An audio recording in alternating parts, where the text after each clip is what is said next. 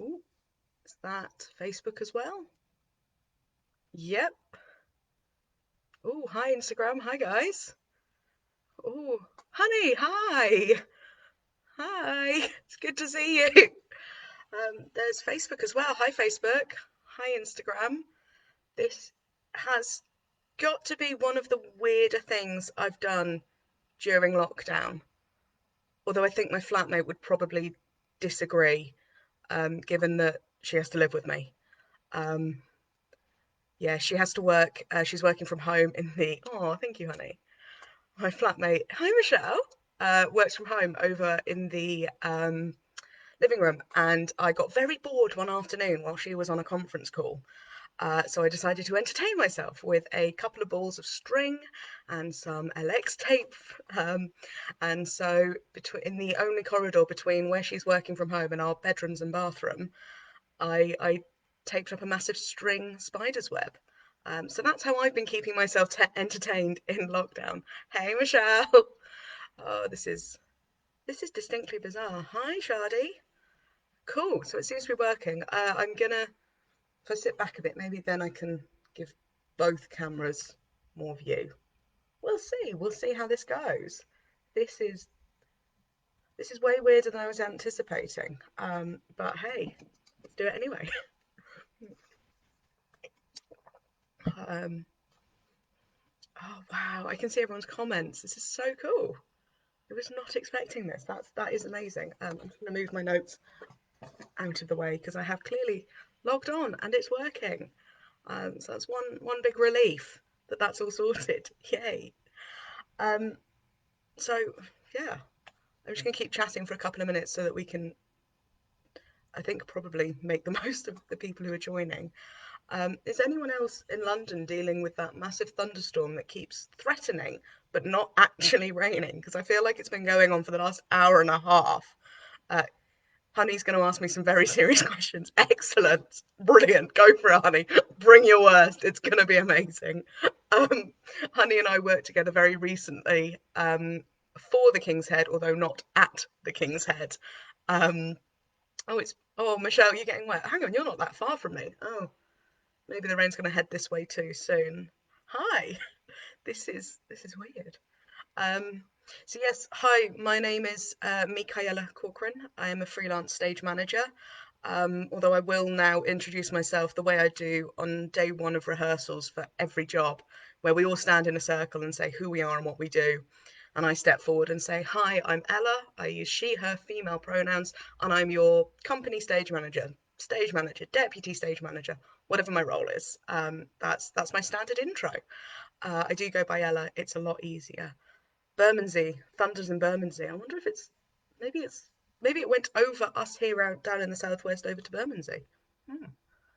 I don't know. It's summer storms. I can't get my head around them. It's very odd. Um, I'm a freelance stage manager. I have been for nearly 6 years now. I've worked for the King's Head at a different venue, and I've worked at the King's Head for a different company. So maybe eventually I'll work for the King's Head at the King's Head once all of this pandemic is dealt with, and get back to making theatre the way we'd originally intended. It might be a while until we get there, but hey ho, we can plan, we can prepare. That's all we can do. Um, yeah, that's five past. So yeah, hi, I'm Ella. I'm a stage manager. I'm just going to talk about the touring mainly and also parachuting into productions. That seems to be what the majority of my career has been so far. I'm either off on tour or I'm joining a production at the last minute. So it's very relaxing for me to know what's coming a few months in advance. I quite like that. I've got plenty of time to prepare. It's wonderful. I really enjoy that. But even if I don't have that, even if all I've got is 2 days and then I'm on the ground, it's wonderfully exciting. Um, I've done a fair amount of touring, and it's only in the last year I've stopped looking actively to tour, basically because I made a home with my best friend, so I don't want to leave quite so often as I used to. Um, and I miss touring. I do. It's a wonderful, wonderful way to see more of the country, more of the world, more of the motorways. Not going to lie to you. there's a stretch of motorways down in the south of France that goes the length of the country that I know really, really well, to the extent that I know where my favourite motorway services are on that stretch of motorway. So you do see a lot of the roads when you tour, but you also see a lot of wonderful places you wouldn't otherwise get to see. Um, You've got a daughter who's a stage manager. It is, yeah, she adores it. I'm not surprised. It is a wonderful, wonderful career. It's a lot of hard work, but it is absolutely, absolutely wonderful. She graduated last year. Good luck. I hope she's dealing well with the lockdown. That cannot be easy as a recent grad. Yes, I'm very glad that I am not a recent grad in these times. But that's a depressing train of thought. So should we not go there? Um, One of the things I love about touring is not just that I get to see parts of the world, it's that I get to see different venues. And they present new people and new challenges, and it's amazing. And if anyone at any point has any questions, please do just jump in. I'll see them. They're going up basically on top of my face on Instagram and just next to my face on Facebook. So I will see them. So I don't want to look at my face. So please do ask any questions. Um, yeah, touring is amazing.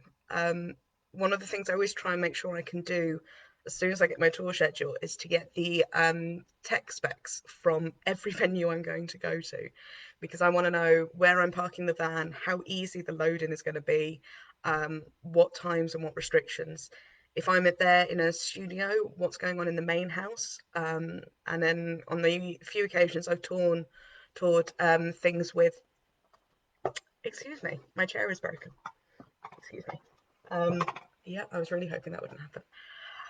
On the few occasions I have toured shows that have got loud sound effects, particularly gunshots, I make it really, really clear to literally everyone I meet at that venue and in almost every email I send before I get there that we're going to have a gunshot. It's going to come at this point in the piece, which means around about this time, give take a minute or so for late going up or what have you. Because the last thing I want to do is for my one night studio show to terrify whatever's happening in the main house. So we can avoid that. Yeah, I don't want to run the risk of a gunshot in my show scaring anything else. Alexander's asked, what are the tasks you must usually undertake as a stage manager? Um, my mind's gone blank. That's terrifying. So in rehearsals, it's all about taking notes down. So it's what are we requesting for props? What props need to be built? What are we asking for the set to be? What dimensions do we need to know? It's writing down all of the blocking, any line changes or line adaptations, at points where the sound will need to come in, points where the sound absolutely needs to go out, points where they're going to want the lighting designer to put in something really heightened, points where they want a complete blackout. Basically, being a stage manager is about all of the information. So I am taking in information from my cast in the room. I am taking information from my creatives in the room, so my director, maybe my designer. If it's a musical or an opera, my musical directors and choreographers, all those creatives. And then it's also information from my line manager, the production manager, and sometimes the producer is my line manager if I don't have a production manager. And it's all of the information goes basically through the stage manager. So I always have about 3 separate to-do lists just behind my eyes. One of which will be, this is what needs to happen in the room. We've got to have breaks at this time. We've got to do this. We've got to make that. Da da da da da. Everything in the room. I've got another one going behind my eyes of, this is what I need to do by the next production meeting. We need to know the answers to these questions about the set, about the movements, yada yada yada. And then there's normally a third one that's just, this is all the other random bits that need to happen. So scheduling's normally on that third to-do list behind my eyes. So that's what I do in the room. When I'm in tech, the week before we open a show, I am running a tech session, which is just a whole new level of insanity. Um, it's very helpful that I have a lot of friends in theatre, because when I say to them, I can't do anything next week, I'm in tech, they go, cool, we'll see you in 2 weeks then when you've slept. But yeah, that's how it works. My Muggle friends, now that I've been in theatre for so long, they do understand at this point. But the first few years, I was like, no, I'm in tech. I'm in theatre from 10 a.m. to 10 p.m. and potentially longer. Please don't ask me to socialise because I've got nothing left after I finish work. But it's only for 1 week per job, and it is worth it. It's amazing. Um, 2 weeks, Michelle. Yes, 2 weeks because I need a week to recover. So there's normally a week of tech, and then there's a week of opening. You're usually in the next tech by then. I am usually in the next tech by then. Um, that's yeah. That was a period at the beginning of this year, where I was planning on having a couple of weeks off after Panto before I went onto an opera.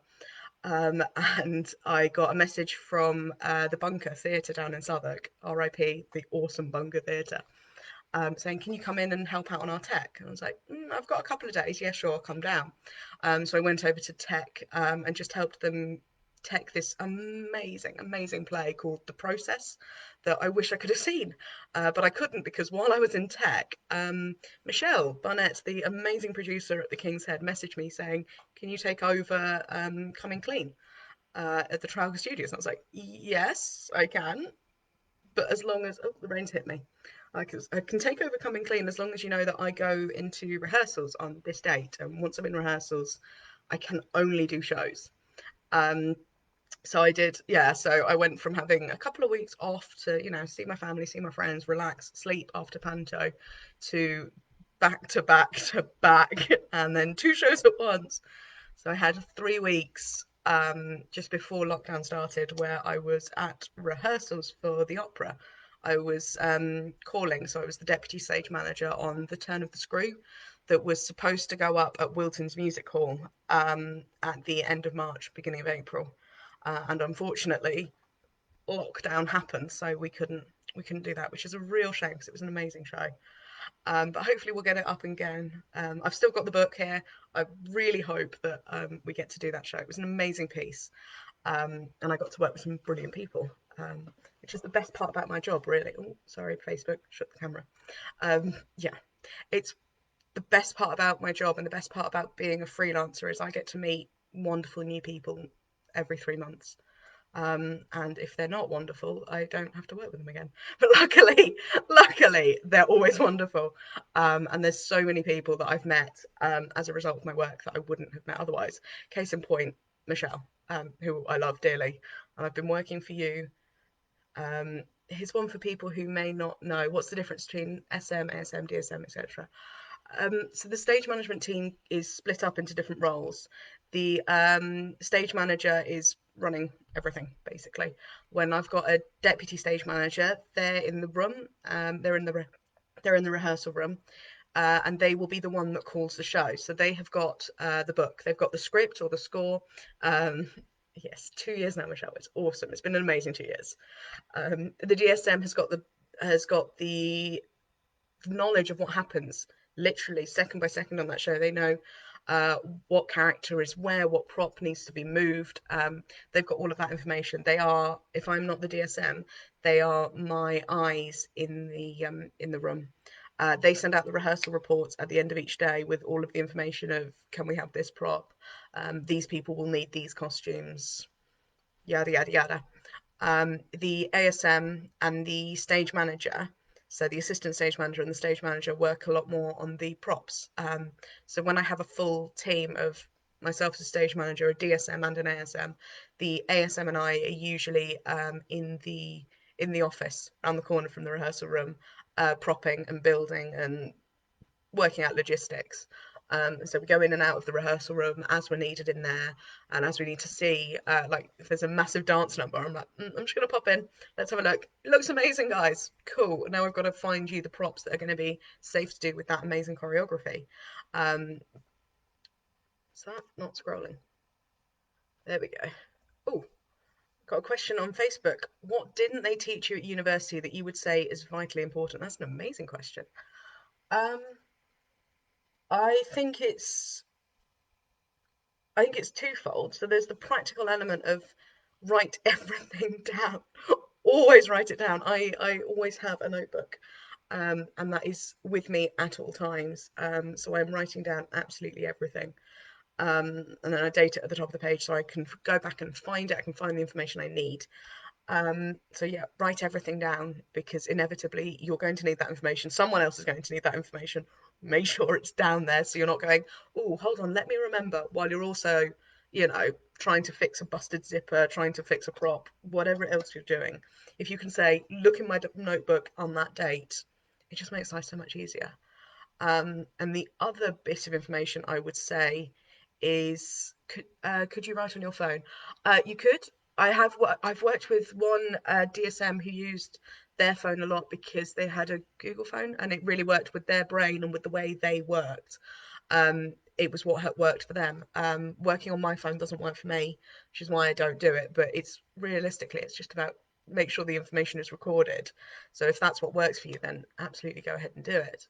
The other piece of information I would say is vitally important is look at the pastoral care aspect. I get very concerned when I see a job application go up and it doesn't mention the pastoral care.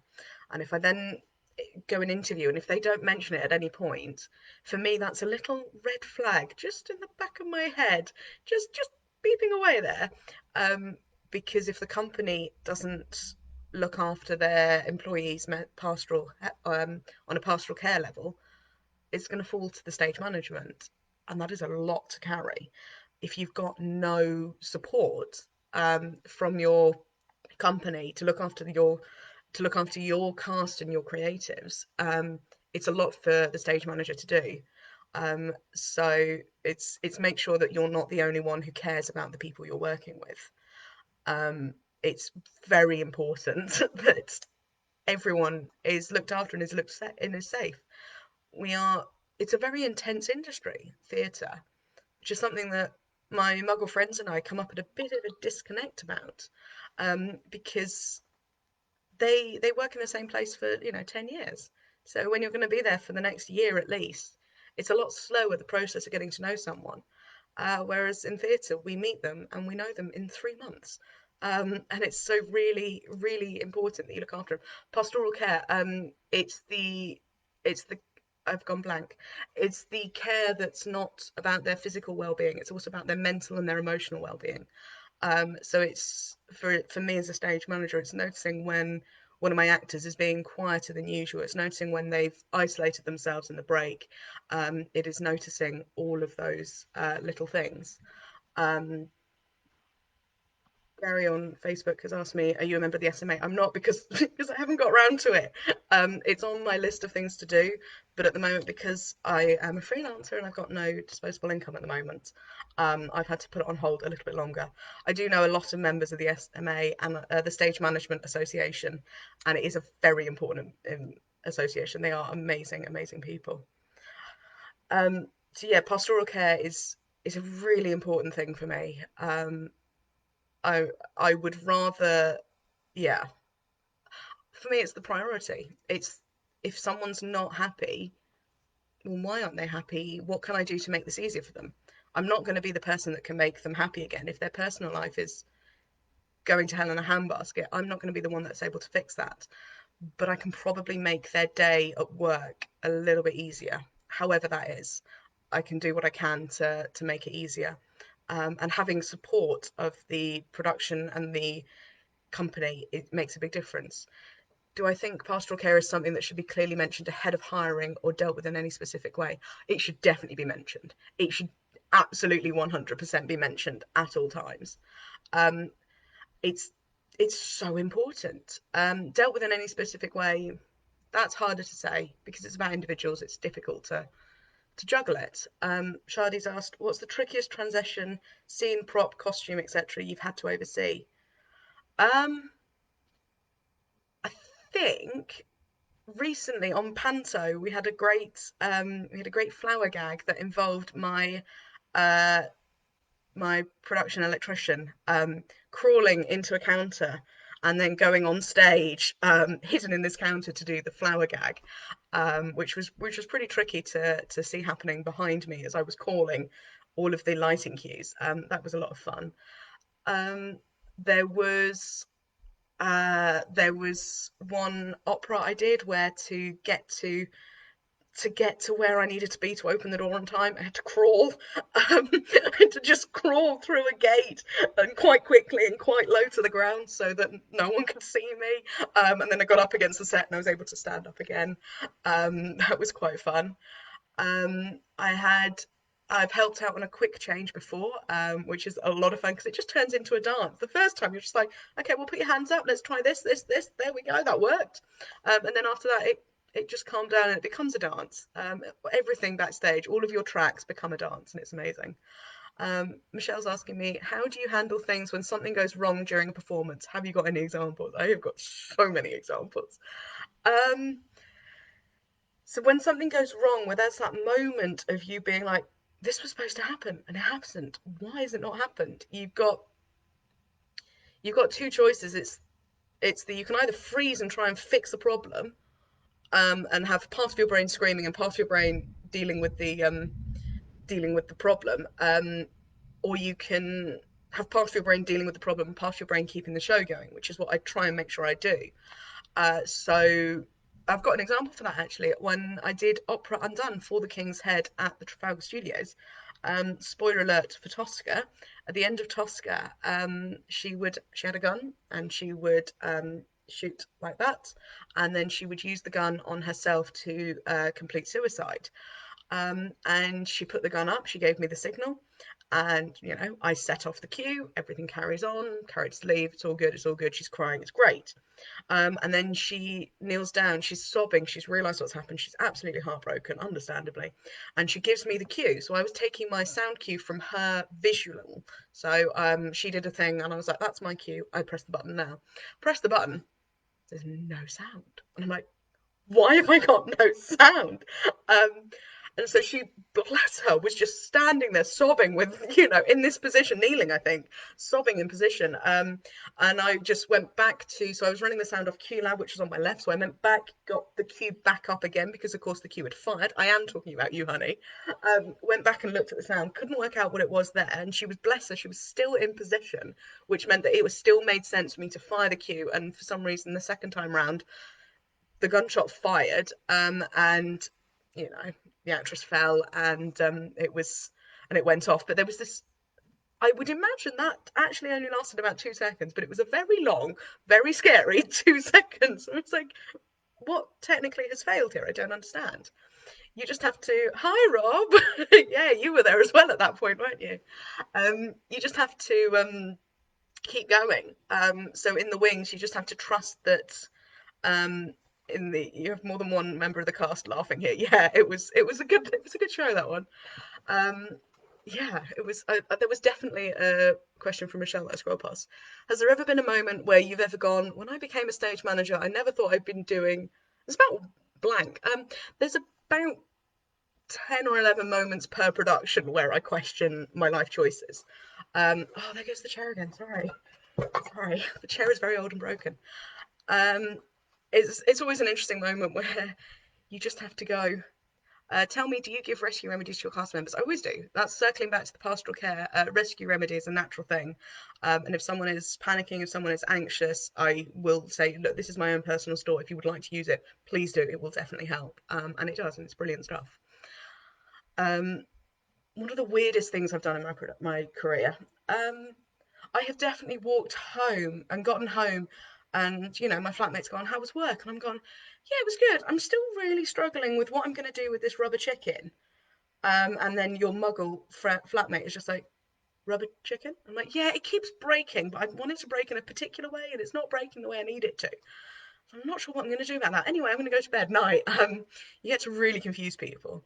And then there are times when in tech where you're like, okay, to get this done, we have to work for another 4 hours. So we're going to break now for half an hour, and that means we're going to finish work at 2:30 in the morning. Okay, that's a choice I've made, right? Something's happened in my life that's led me to here. Oh well, let's get it done. Yeah, I'm always questioning the choices that I have made that end up here, and sometimes I question why I did it, and then we open a show. And you hear the audience reaction for the first time, because getting through tech is long, and it's very slow, and it's wonderful. it's a brilliant process, and you can find some amazing moments in it. Um, but you just get there, and then you get to the dress, and the dress might have 10 people in the audience.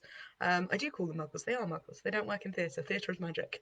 Um, the dress rehearsal will only have like maybe 10 people in it, and that's it. And then you get an audience in for the first time, and they're laughing at bits. You're like, on in the first time we rehearsed the scene, we laughed at that, and we stopped laughing because we've heard it 1,000 times, and it just invigorates everything. You're like, yeah, that's why we're doing it. We're doing it for that moment, that live moment where the actors and the crew, all the technical departments, they all come together, and an audience is with you in that moment. And they're the final piece of the puzzle. And it's difficult when you're just like, we just need to get it in front of an audience, and then we'll know. It'll be fine when we get an audience. Then it'll be great. Um, so yeah, I've got about 5 minutes left. You guys have asked so many questions. It's really nice of you. Thank you. I was terrified I was just going to be talking to myself. So yeah, I've done a lot in my career of parachuting into productions at the last minute. So I did. I walked into a tech at the beginning of this year at the bunker. Love the bunker. I then went from that to taking over Coming Clean, which had already been open for a week, I think, or give take, and was a remount. So it had already done a couple of rounds, both at the King's Head Theatre and at the Trafalgar Studios. So I was learning when I took over that. I was learning a track that had already been worked out by previous stage management and by my predecessor, Christina, who was awesome. Honey is asking me, how do you deal with an audience member who throws their drink on the floor? Yeah. Um, so when you work in the smaller theatres, when you work in studios, there's a very strong chance that um, the audience are going to have their feet basically on the stage. And you've just got to kind of hope that if they're in the front row, they're not going to stretch their legs out and trip up your actors. But luckily, I've never had that happen. For all that I'm terrified it will happen, I've never had that happen. It's great. But occasionally they will just drop their drinks on the floor, as happened on Opera Undone. An audience member spilled their drink onto the floor about halfway through Act One, I think. Yeah, through Tosca. So they tried to clean it up a little bit. Front of house got in there at the start of the interval, and I got in there partway through, like a few minutes into the interval, and finished cleaning it all up. They were very apologetic. But things like that are always going to happen, so you have to build more time in for to deal with things like that. And a cast, how do you deal with a cast member that gets a bruise from the gun every night? Mate, I don't know. I don't know how many times. Yeah, yeah. Um, there are going to be some props that are a little bit heavier. You just need to give the actors more time to rehearse with them. Sometimes before every show, right, honey? Because that should be enough time to make sure that they're not bruising themselves and they're not hurting themselves.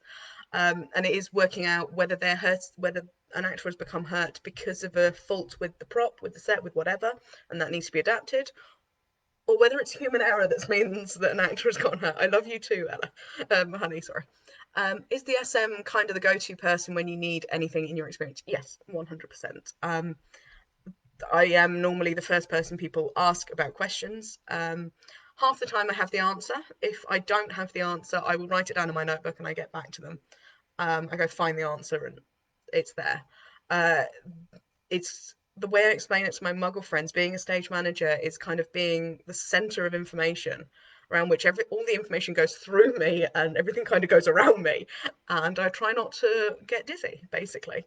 It's constant flow of information, and it's wonderful. I love it. I really do love it. Well, thank you, Gary. That's really sweet. Um, yeah, there's like 1 minute left. Has anyone got any other questions? It's I didn't think that would go as quickly as it has. That's quite scary. I do love my job. I love being a stage manager. It's a wonderful, wonderful career for me. It suits me down to the ground. I don't get bored, basically. I would not. I'm a brilliant. Oh, thank you, Michelle. Michelle is genuinely my favourite producer to work for. Every time she asks me, I'm just like, yeah, sure, I will always work for you. Oh, thank you, Alexander. Thank you, honey. Yeah, this was not as terrifying as I thought it was going to be. So thank you, everyone. If you've got any questions about being a stage manager, just like message me separately, because I'm very bored at the moment and would love to chat, as you can tell, as I have just chatted at you guys. So that's all the time I've got. Um, Thank you, King's Head, for letting me do this. This has been a lot of fun, and it's been great to not a dull moment working with me, Rob. No, Rob, mainly that's because of you guys. You guys were not. You guys made the job exciting and very odd. The King's Head have been amazing to work for and at. I've had a great time with them. And these online sessions, I've been listening to them in the evenings as I'm cooking. So I've had a great time. All of them are uploaded. They upload them onto their YouTube channel and onto their blog. So I catch up with them like normally about a day or so later in the evening. And if you want to relive all of this, mine will probably go up there as well, which will be very odd. Um, yeah, that's pretty much all I've got. Charlie has just joined, and I'm so sorry I'm about to finish it. Sorry, Charlie. Lovely meeting you, as it were. But yeah, thank you guys. I'm gonna log off Facebook first. So, bye, Facebook. Here we go.